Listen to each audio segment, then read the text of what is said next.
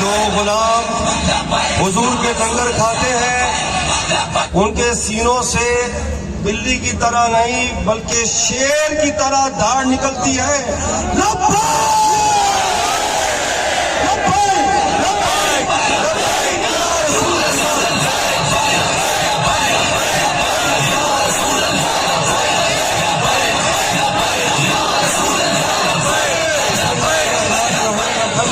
رب العالمین والصلاة والسلام علی سید الانبیاء والمرسلین اما بعد فاعوذ باللہ من الشیطان الرجیم بسم اللہ الرحمن الرحیم یا من یشفع عند حضرتک اشفع لنا یا اوجہ الشفعاء نظرت الی بلاد اللہ جمعا کخردلۃ علی حکم اتصالی کیا دبے وہ کہ جس پہ ہو حمایت کا پنجہ تیرا، کیا دبے وہ کہ جس پہ ہو حمایت کا پنجہ تیرا، شیر کو خطر میں لاتا نہیں کتا تیرا۔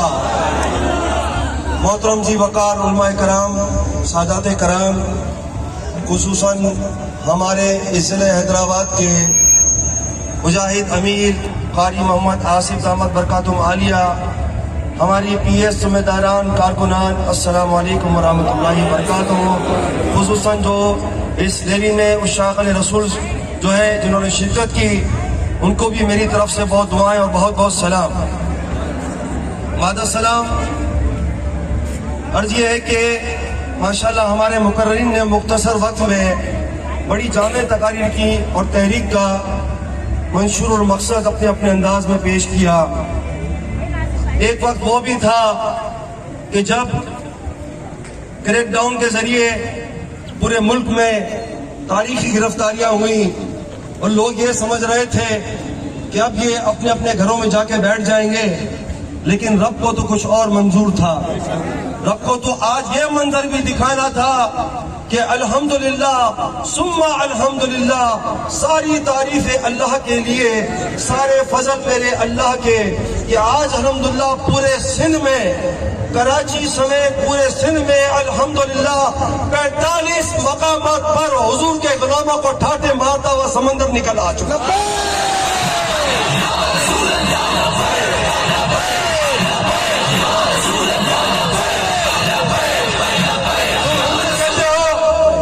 تم ہم سے کہتے ہو کہ لبیک والوں کو سیاست نہیں آتی، یہ مولوی ہے، یہ مسجد میں بیٹھ کے اللہ اللہ کرے، ارے جو کام تم 73 سالوں میں نہیں کر سکے انشاءاللہ وہ کام بہت ہی جلد یہ لبیک والے کر کے دکھائیں۔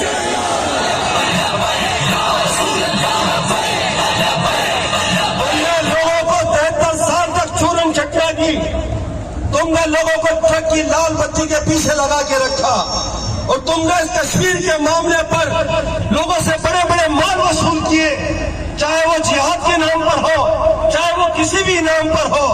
تم نے اپنی نام نہاد تنظیمیں بنا کر کے لوگوں کے جذبات سے کھلواڑ کیا، لیکن میرے قائد نے تو اس کا ایک مختصر حل بتا دیا کہ کشمیر کا حل ٹیبل نہیں بلکہ خالی ٹینک ہے، کشمیر کا حل غوری ہے، کشمیر کا حل شاہین ہے، کشمیر کا حل ابدال ہے، کشمیر کا حل ایٹم بم ہے۔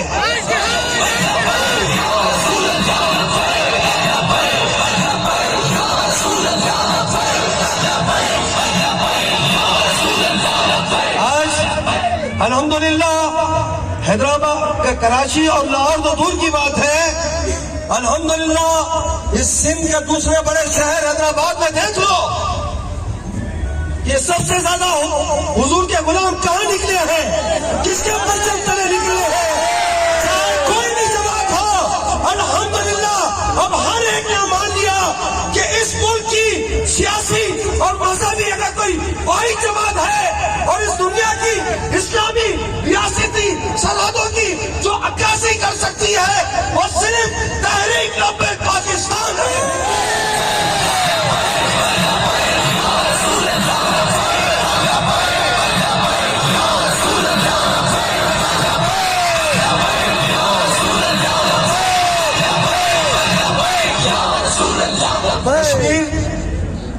ہمارے بھائی جو 73 سالوں سے ظلم کا شکار ہے، وہاں ایسی ایسی قبریں ملی ہیں جو کہ گھروں سے نمودار ہوئی ہیں۔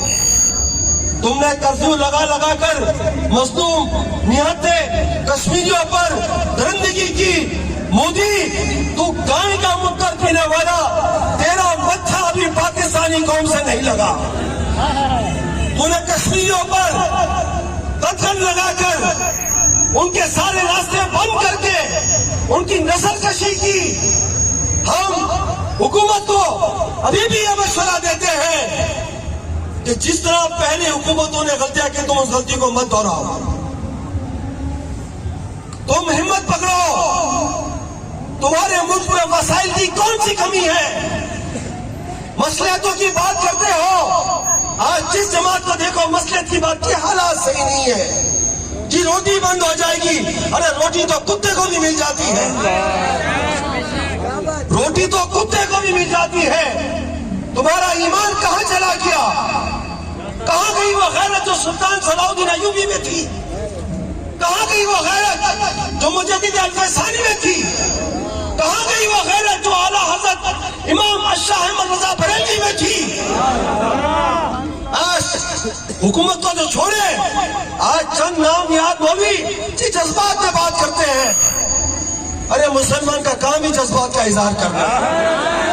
مسلمان نے کبھی سوچ سمجھ کر جنگیں نہیں جیتی ہیں، مسلمان نے جذبات سے ہی جنگ جیتی، قوت ایمانی سے جنگ جیتی۔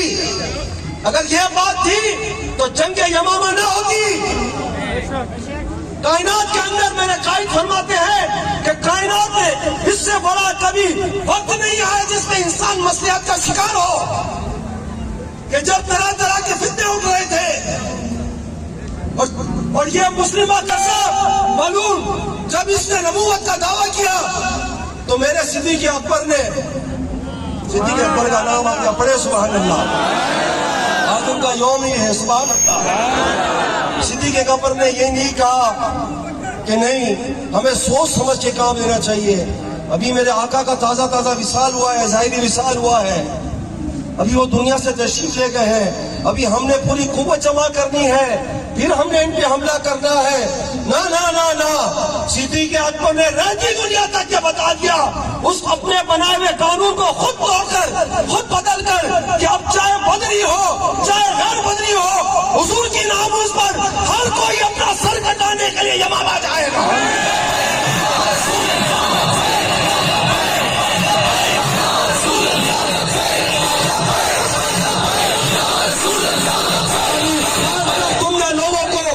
امن کا درس دے دے کے لوگوں کے سینوں سے جو جرأت و بہادری نکال دی تھی، آج دیکھ لو الحمدللہ محمود غزنوی کے وارث پھر آ گئے۔ میرے قائد کی قربانی انشاءاللہ ضائع نہیں جائے گی۔ میرے قائد کا جنازہ ایسے ہی کروڑوں میں نہیں ہوا، میرے قائد نے ایسے ہی اپنی ویل چیئر پر بیٹھ کر کے چکر نہیں کاٹے تھے، اس وقت کے لیے چکر کاٹے تھے۔ آج ہم تمہیں پیغام دیتے ہیں، اور یہ قاری صاحب نے کہا کہ کشمیر کا معاملہ اور پھر اس سے بڑھ کر ہمارے لیے بیت المقدس کا معاملہ، بے شک، لیکن مجھے آج بھی میرے قائد محترم کی علیہ رحمہ کی وہ بات یاد ہے جب وہ کراچی تشریف لائے تھے، جب ہمارے ووٹوں پر تاریخ کا بدترین ڈاکہ ڈالا گیا تھا، اور اس وقت وہ اس احتجاج کے لیے وہاں تشریف لائے تھے، لیکن اسی دن جب خبر آئی کہ گستاخ ہالینڈ کا خنزیر ویلڈر میرے آقا علیہ السلام کے خاکے بنا رہا ہے، تو میرے قائد نے کہا ہٹاؤ ان ووٹوں کو، یہ ووٹ تو کیا کائناتوں کی کائناتیں تباہ ہو جائے، اس بات کے آگے کوئی حیثیت نہیں رکھتی کہ میرے آقا و مولا کی شان میں ایک ادناسی گستاخی ہو جائے۔ میرے قائد نے ان ووٹوں کے احتجاج کو ہٹا دیا، اور پھر وہ لاہور سے فیض آباد کی طرف چل پڑے۔ تو یہ میرے قائد نے تو ہمیں پہلے ہی بتا دیا کہ یہ زمینیں ہمارے لیے کوئی حیثیت نہیں رکھتی، میرے آقا و مولا کی شان میں اگر اتنی سی بھی گستاخی ہو جائے تو حضور کے غلام اپنا سر کٹانے کے لیے ہر وقت حاضر ہیں۔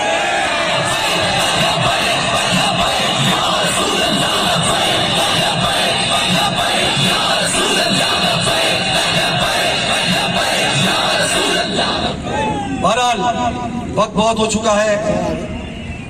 اپنی بات کو اختتام کی طرف لے کر آتا ہوں کہ ہمارا یہ مطالبہ نہیں، ہم تمہیں تنبیہ کر رہے ہیں.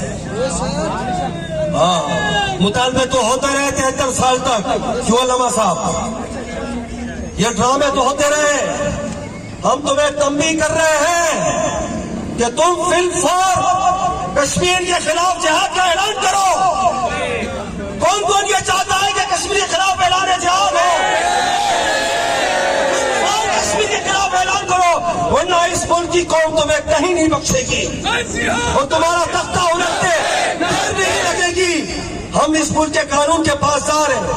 الحمدللہ ہم اس ملک کے پاکستان کے مقدس آئین کی قدر کرتے ہیں، اور یہی وجہ ہے کہ اب تک ہم پر جتنا بھی تشدد ہوا، جتنا بھی ظلم ہوا، ہم نے خود پر برداشت کیا، لیکن ہم نے اس وطن عزیز کے ایک پتے تک کو بھی آنچ نہیں آنے دی. لہذا ہم تمہیں بتاتے ہیں کہ صرف تمہارے پاس 11ویں کی نسبت سے 11 دن رہ گئے ہیں. تمہارا کاؤنٹ ڈاؤن الٹا چل رہا ہے. ہمیں پتا ہے کہ ہمارے ذمہ داران کو فون کیے جا رہے ہیں، تمہارا ڈیٹا دو. تمہارے پاس پیسہ بہت ہے، تمہارے پاس وسائل بہت ہیں. تمہیں ایک نہیں، تمہیں ہزاروں کا ڈیٹا مل جائے گا.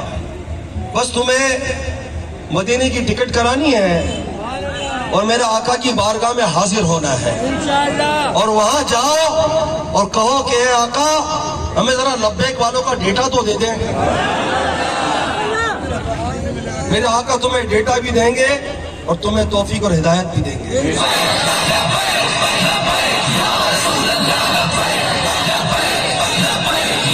ہم نہیں چاہتے کہ ملک کے حالات جن حالات سے گزر رہا ہے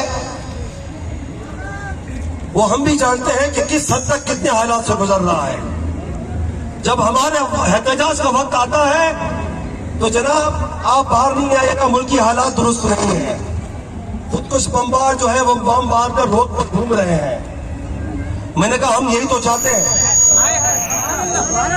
کہ ایسا ہی کوئی مجمع ہو تو پھٹے.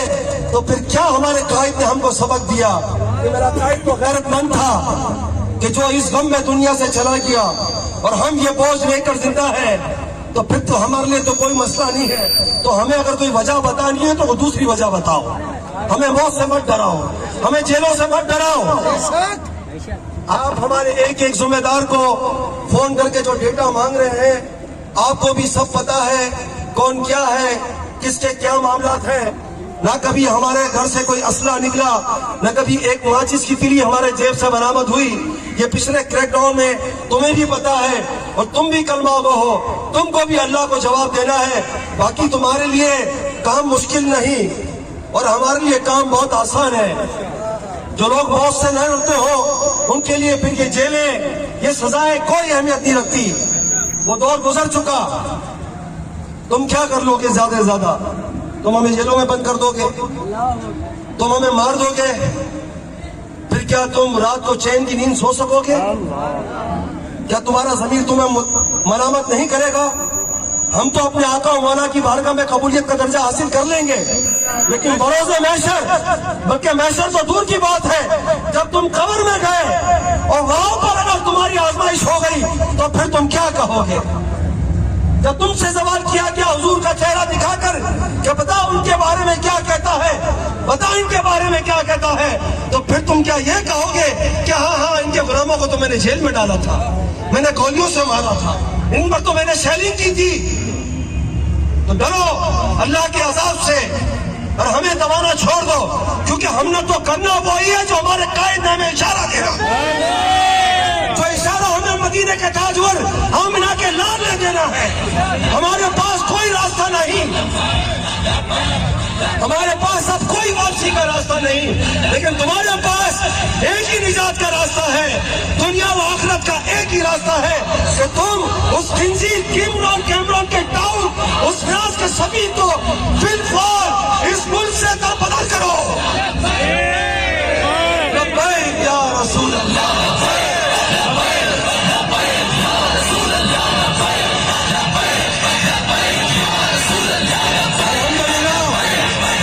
الحمدللہ قائد ملت اسلامیہ کے چہلم پر لاکھوں لوگوں نے ہمارے نو منتخب امیر قائد ملت اسلامیہ حافظ سعد حسین رشید احمد برکاتہم عالیہ کے ہاتھ پر موت کی بیعت کر لی ہے۔